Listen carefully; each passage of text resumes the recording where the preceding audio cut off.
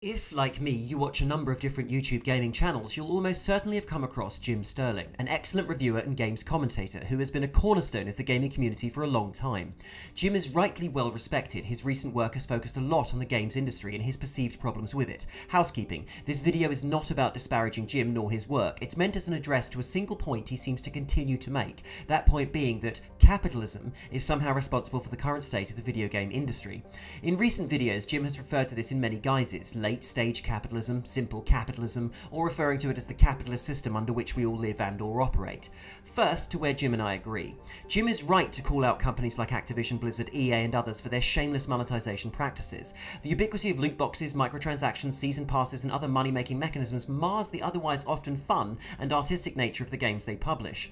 These financial tools are not by themselves unethical or wrong, excepting the effect they may have on a tiny minority of players who are problem gamblers, which is, in my view, best mitigated by the individual, not the game publisher, but they are fairly obviously bad for games. At best, they are shoehorned in a way that isn't entirely immersion-breaking or distracting. At worst, they are a constant annoyance, forcing you to pay small amounts through the necessity of biased in-game mechanics. They occasionally influence whole titles. For example, Ubisoft are famous for nerfing XP gain only to sell you a booster to allow you to progress at an otherwise normal rate. This begs the question whether loot boxes or microtransactions could ever be usefully, or dare I say it, enjoyably employed in video game production. The answer is largely that we don't know, because we haven't seen it yet. The closest I have seen to a fun, fair and useful system is Warframe, and their approach to selling in-world items, cosmetics and crafting materials amongst other things. Yes, you can earn many of these things in-game, but some are exclusive to purchase. As Jim also rightly points out, games like Warframe are free to play, making these microtransactions more tolerable. However, could a model like this work in a title for which a gamer has already paid? I believe the answer to be yes in theory, although we don't yet have any good examples in practice. So the tools themselves I regard as neutral. Their impact on the art and the medium as a whole in the way that they are currently used by publishers is largely negative. Second, Jim makes a point about the pay disparities between CEOs, their relative input and work versus those that they employ. The gap between the average EA worker and the CEO, or the average Acti-Blizz worker and the much loathed Bobby Kotick, is also extreme. However, that these things are ugly and clearly based in greed, they are not by themselves wrong. More on this in a moment. Thirdly, Jim Sterling has covered the mass layoffs of staff across the industry as being the result of the crass, shareholder-driven profit models of companies like Activision Blizzard, and decried these layoffs as unethical when the company is posting record profits and its CEO is drawing a multi-million-dollar benefit package. That these layoffs are sad is certainly true. People losing their jobs is always a bad thing, and it looks even worse when it's happening under great economic conditions for the company, which of course makes it an inexcusable thing for publishers to do, and the answer, according to Jim, is for employees to unionize and for Bobby Kotick to be fired. I agree with Sterling that these losses are sad. I don't agree that they are necessarily unethical, and I also don't agree that his proposed solutions are correct. So, on to the meat of where we disagree. First, on the biggest point, and the one that to my mind Jim regularly gets wrong by means of overgeneralization, capitalism is not the reason the games industry is in the situation it's in. Capitalism is a very broad church, focused around making money. However, the means by which companies make said money, their revenue and profit models, and a multitude other things, are down to the way the company does capitalism, not what capitalism is. The shareholder-investor model that relies on returning constant growth to allow investors to continue to invest in growing companies is, of course, ultimately going to fail for a single company. This is a model that leads to maximizing return for investors and shareholders in the short term and remaining an attractive investment prospect for funds and clients through consistent growth. This model is not suited to the game industry or to the media industry in general. It will work for a time, then it will crash, as it is arguably currently doing. Jim is right that this model prioritizes short-term profit maximization over long-term viability, or, shock horror, any sort of artistic merit for what it produces. So far, so Jim. However, the fact that he regularly praises Nintendo's former CEO for taking a pay cut to avoid sacking staff, and looks to other publishers like CD Projekt Red as positive examples, highlights the flaw in his own position.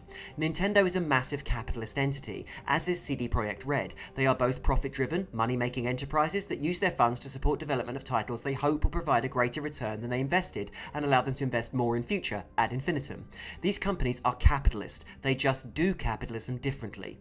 Blue chip companies focus on making constant, steady returns, be it for investors or otherwise. When you invest money, you will often be asked to build a portfolio around your appetite for risk. A low-risk portfolio will give you steady, small returns over time. High risk may result in far bigger gains, but at some point, like EA and others this year, it will crash and carry risk. There are thousands of companies whose model is to produce steady, safe profit over time by investing in and being good at their industry, and yes, that does include a return for shareholders. Next point of disagreement: the ethics of companies companies involved in making games for profit. As harsh as it may sound, no one company owes any employee a living. This does not mean one should treat employees as disposable units and to shrug off, as Activision Blizzard has done, speaking of people and their lives as numbers and little more. However, even a publisher that is based around profit and doesn't in itself know or care about games can create and fund good work. You do not need to understand art to fund its creation by artists and profit from it. You simply need an eye for what the market might like and be good at spotting talented teams.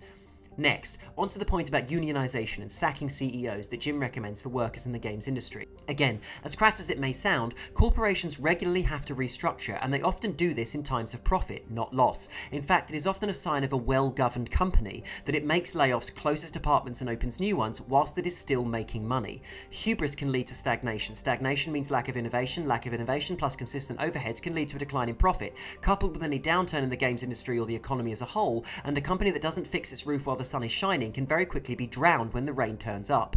So, the mass firing, as poorly as it was handled and against such a bad backdrop of booming profits and CEO wages, does not in itself make the action unethical. Sad, crass and ugly, yes. Unnecessary and therefore bad, no. Finally, on unionization, it is true that there are benefits to unionization in many industries. However, it also has significant downsides. Small numbers of people can hold an entire group hostage to extreme demands. The constant threat of strikes and litigation are unattractive for investors, not just because they want to exploit workers, but because it creates another potential risk in their calculations. Most importantly, unions are bad for talented individuals inside companies, particularly creative individuals such as the games industry. For example, yes, if workers are horribly underpaid, a union can argue with joint action to increase wages. Good stuff. However, if, say as a coder, you come up with a new way of doing something in your engine better than the wider industry and do extra hours or some such, you go to your employer and ask to be paid more than the other coders in your team, and, if we were judging on individual merit, potentially rightly so. However, the employer can now, and often does, simply say, we only negotiate salaries with the union.